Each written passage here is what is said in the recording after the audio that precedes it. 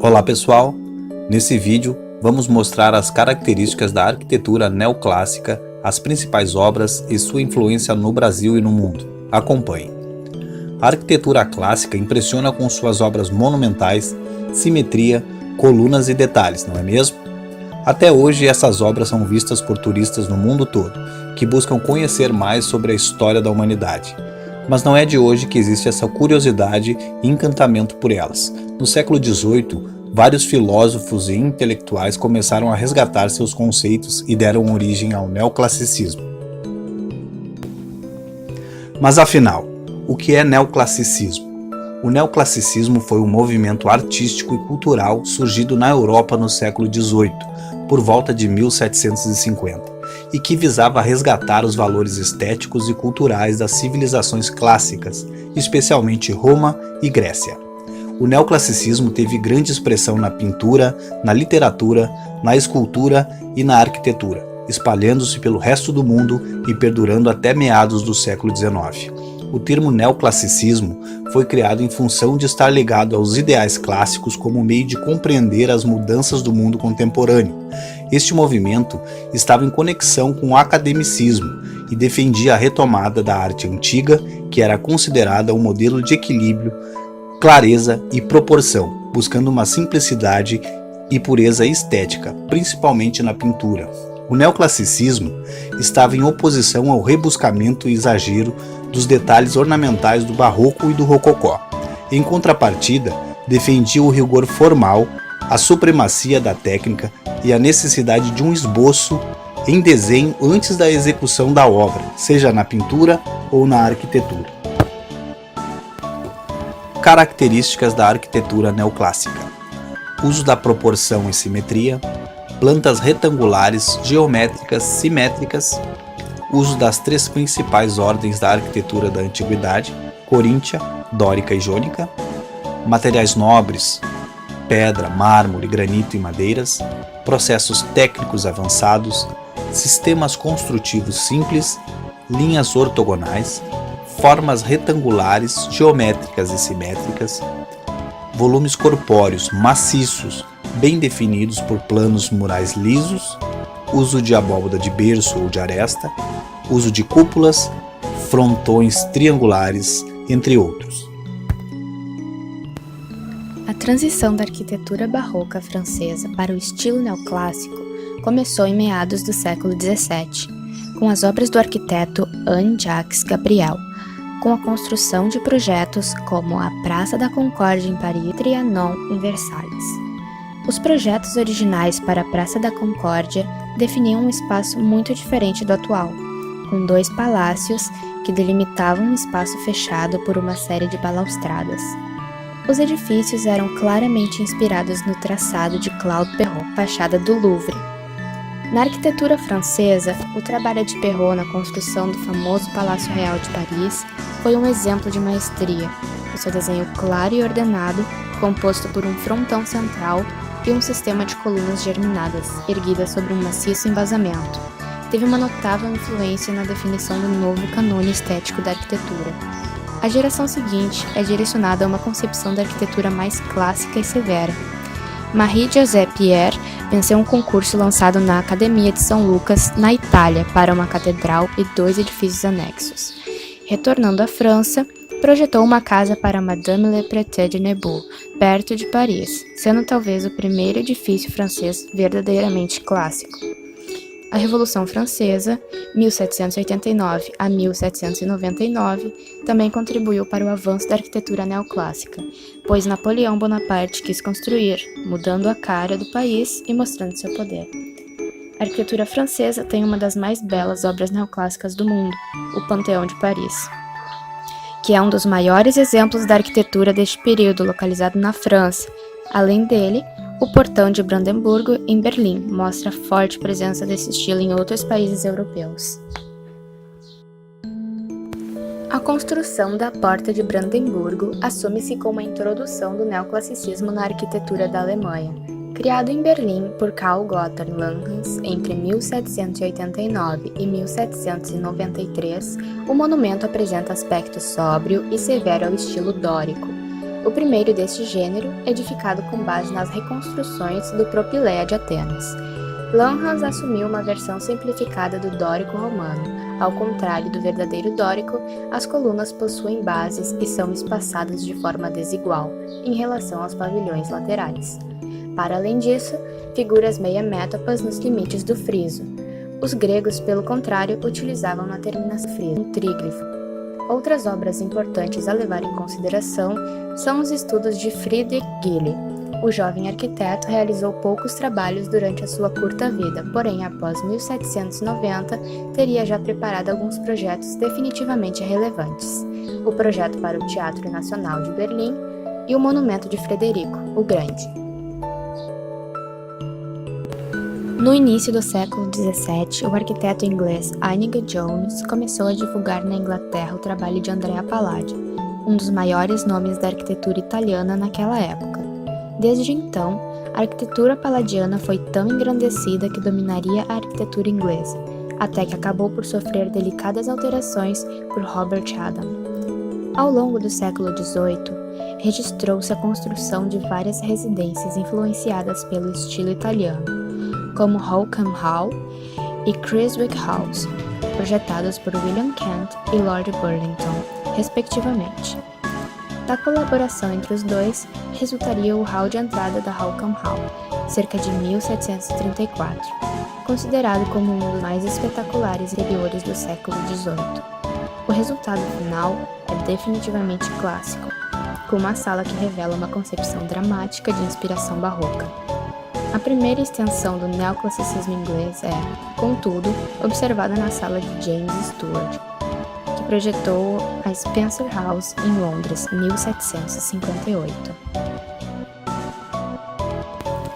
A origem do neoclassicismo nos Estados Unidos, conhecido por estilo georgiano, inspira-se de forma direta no neopalladianismo inglês, a partir do final do século XVIII. Dos exemplos mais interessantes nessa tendência referem-se à casa do arquiteto Thomas Jefferson e o Capitólio de Richmond, do mesmo autor. Outro importante arquiteto foi Benjamin Latrobe. O primeiro, a partir de 1771, concebeu a Casa de Monticello, em Virgínia. Obra esta que não foi particularmente inovadora quando comparado com as construções inglesas da contemporaneidade.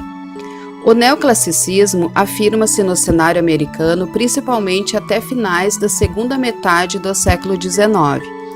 As últimas obras mais notáveis foram projetos de excelência acadêmica, como exemplo a Biblioteca da Universidade de Columbia, em Nova York, de 1893, uma imponente construção que reflete o esplendor da arquitetura civil romana, segundo o modelo do neoclassicismo francês. No Brasil, o neoclassicismo se desenvolveu nos centros maiores do litoral da cidade de Belém, de Recife e do Rio de Janeiro. A arquitetura no Brasil, na arquitetura inglesa construtiva, era caracterizada pela simplicidade, com cornichas e platibandas como recurso formal. As paredes de pedra ou tijolo eram revestidas e pintadas de cores suaves, como branco, rosa, amarelo e azul pastel. Apresentavam um corpo de entradas salientes, com escadarias, colunatas e frontões, e valorizavam a decoração dos interiores com revestimentos e pinturas. Em geral, as linhas básicas da composição eram marcadas por pilastras, sobre as quais, nas platibandas, dispunham-se objetos de louça do porto. Janelas e portas se destacavam enquadradas em pedras e arrematadas em arco pleno, em cujas bandeiras dispunham-se rosáceas com vidros coloridos. Aqui no nosso trabalho, evidenciamos duas obras do Rio de Janeiro. O Palácio do Itamaraty, que foi construído entre 1851 e 1855, por Francisco José da Rocha Leão, conde de Itamaraty, onde tinham contato direto com a Europa e que desenvolveram um nível mais complexo de arte e arquitetura e se integraram nos moldes internacionais da sua época.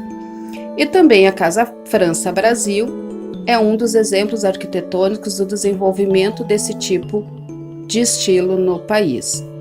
Em busca de aprimoramento no nosso assunto, trouxemos para vocês um passeio que fizemos no Centro Histórico de Porto Alegre. O prédio histórico situado no centro de Porto Alegre levou quase 20 anos para ser concluído. Em estilo neoclássico, foi feito com material vindo da França, dos alicerces até o gesso. Apenas o cimento é oriundo da Inglaterra. Tudo isso está no Salão Negrinho do Pastoreio, é onde os traços de um italiano contam uma das lendas gaúchas mais antigas. Os 18 murais de Aldo Locatelli mostram a história escrita por João Simões Lopes Neto. No Salão Negrinho do Pastoreio será realizado o primeiro ato do governador eleito. É onde assina o termo de posse. No gabinete oficial do governador, o principal espaço do prédio é onde ele vai trabalhar a partir do dia 1º de janeiro. É na sala que está posicionado um telefone folheado a ouro, um presente ao governador Borges de Medeiros. Em 1928, o primeiro prédio do Palácio Piratini fica restrito apenas à parte administrativa, porque finalmente foi construída a ala residencial. O último governador a morar no local foi Olívio Dutra. O Palácio Piratini está aberto à visitação de segunda a sexta. Apenas a ala residencial não tem visita guiada.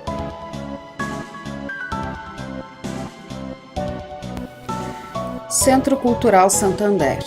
O prédio possui aproximadamente 5.600 metros quadrados de área construída e é tombado pelo Patrimônio Histórico Estadual, fazendo parte de um conjunto arquitetônico precioso do centro, que com o estabelecimento no Centro Cultural ganhou mais um grande impulso de revitalização. Tem uma arquitetura eclética com predominância de elementos neoclássicos. Sua planta é retangular, com 5 pavimentos mais um subsolo, e as fachadas se elevam sobre uma base de granito e são revestidas por cirex, uma massa raspada e mica. Com decoração escultural e ornamental requintada, são marcantes suas grandes colunas lisas de capitéis coríntios. No interior existe um grande salão central iluminado por uma claraboia, com magníficos vitrais de ouriçesa, cercado por imponentes colunas e belas balaustradas. O antigo edifício, que já serviu de sede dos bancos da província, Nacional do Comércio, Sul Brasileiro e Meridional, é hoje administrado pelo Santander. Foi restaurado e adaptado para ser um moderno centro de arte e cultura. A principal intervenção foi a criação de um átrio no antigo poço de iluminação dos vitrais, possibilitando apreciá-los pela primeira vez em uma perspectiva de cima para baixo.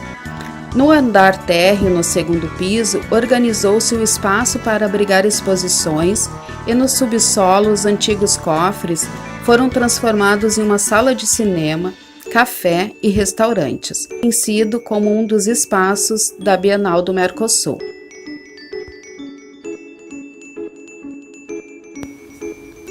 A bela e imponente Secretaria da Fazenda.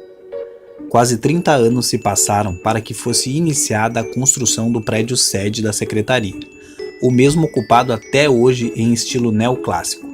Porém, as edificações gêmeas sofreram mudanças no projeto inicial de 1913, as quais podem ser comprovadas ao se observar fotografias e desenhos antigos. Em 1919, quando o prédio da Avenida Mauá foi iniciado, o projeto contemplava uma unidade de 2.200 metros quadrados, divididos em 2 andares.